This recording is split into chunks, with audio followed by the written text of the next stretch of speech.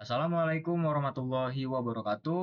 Halo semuanya, perkenalkan nama saya Muhammad Randy Alfaris dengan NIM 1244982 dari kelas RB Praktikum Sistem Digital dan Microcontroller. Pada kesempatan kali ini, saya akan menjelaskan tentang pinout dari ESP8266. Nah, jadi board ini udah mempunyai modul Wi-Fi yang terintegrasi sehingga cocok buat project IoT. Nah, pada gambar yang saya tampilkan ini terbagi menjadi dua sisi, yaitu sisi kiri dan sisi kanan. Nah, jadi di setiap sisi ini saya akan menjelaskan pinout-pinout yang ada.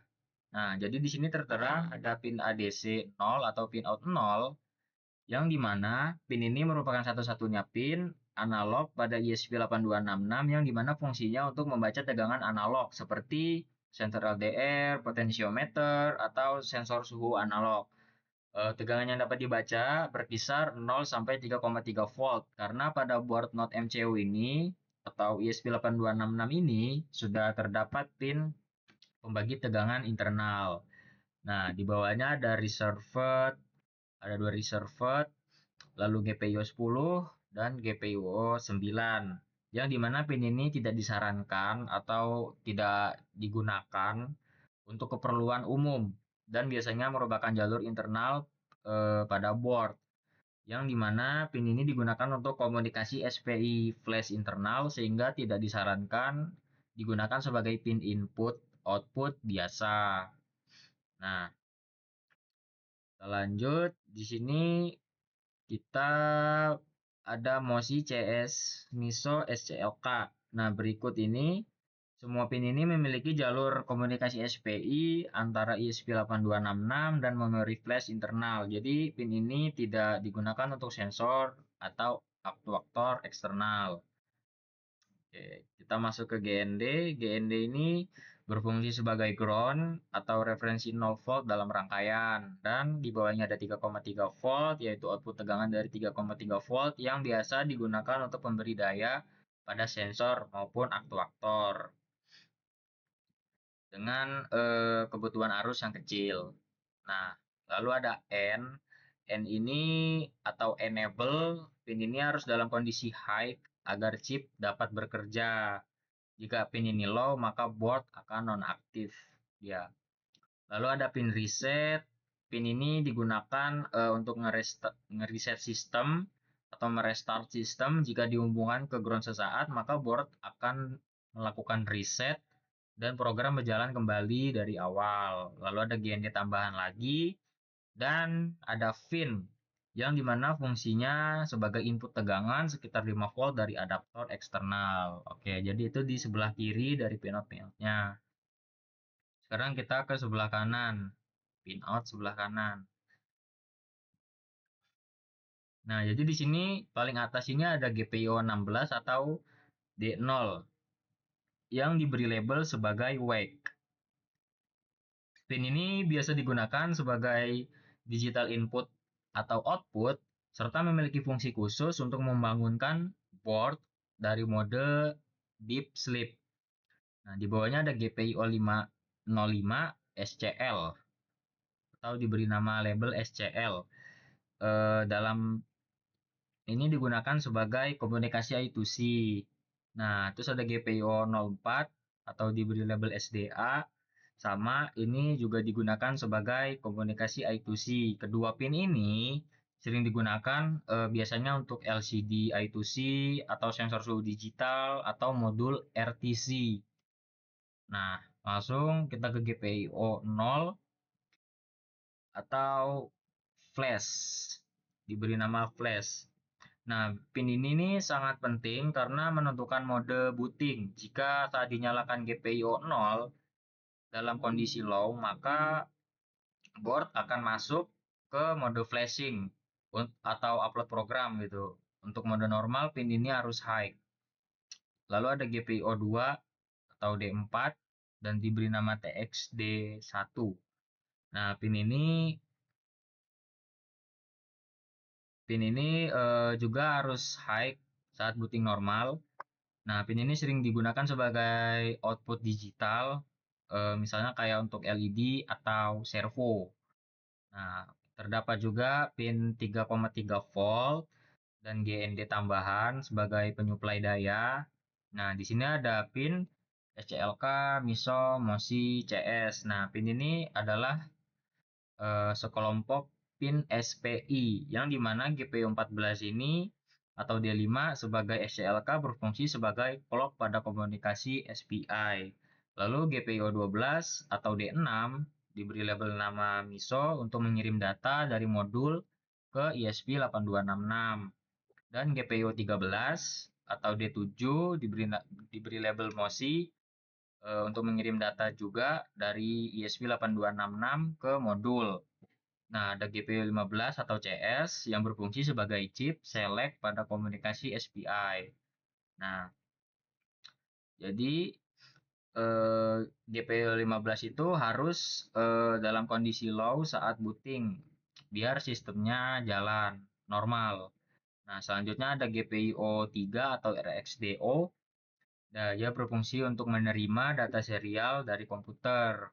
Lalu ada GPIO 01 TXDO.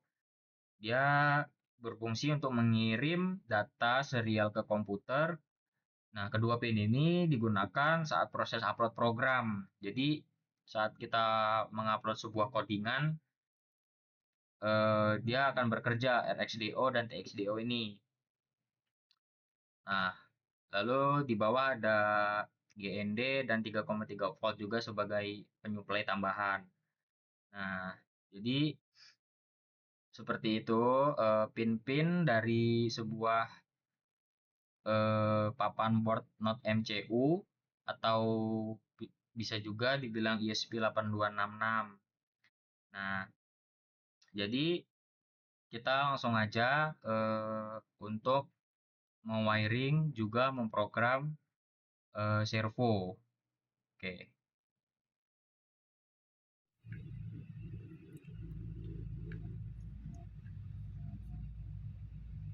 Oke, jadi tadi kan sudah oke lah. Jadi kan sudah memahami fungsi dari pin out pada not MCU. Nah, jadi sekarang kita akan menjelaskan contoh implementasi penggunaan dari salah satu pin digital untuk mengontrol servonya. Nah, jadi ini adalah ISP8266. Nah, di sini adalah boardnya dan ada ada motor servonya juga. Nah, jadi langsung aja kita wiring, yang dimana cara menentukan wiringnya untuk yang pin kuning ini atau kabel kuning ini dia sebagai pin ADC-nya. Nah, lalu untuk yang coklat yaitu sebagai GND atau grounding, dan yang merah ini sebagai VCC atau bisa dibilang karena kita memakai ISP jadi kita memakai 3,3 volt. Jadi kita wiring aja. Nah, untuk yang pin kuning ini kita masukin ke D4.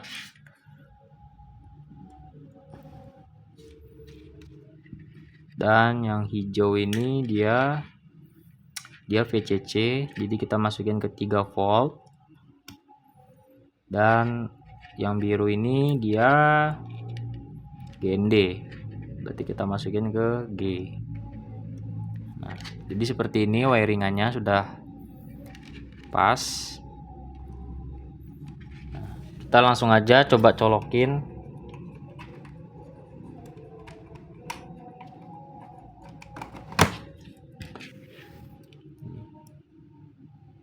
Nah, jadi ini udah terkonek ya, udah dipasang USB-nya juga. Nah, lalu kita coba buka Arduino. Nah, di Arduino ini kita langsung aja ke salin dari codingannya.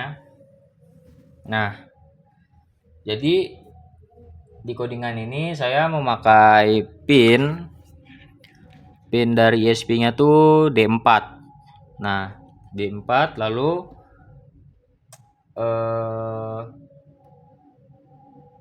saya berputarnya ini untuk servonya sekitar 180 derajat, lalu balik lagi ke 0, lalu berputar lagi 180 derajat. Nah, jadi langsung aja kita upload program. Kita upload programnya. Kita upload.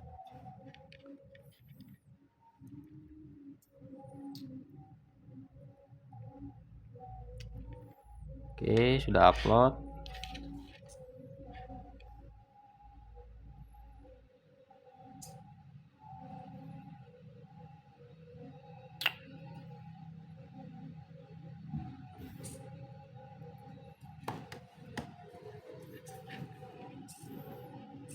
Nah, jadi sudah bergerak ya.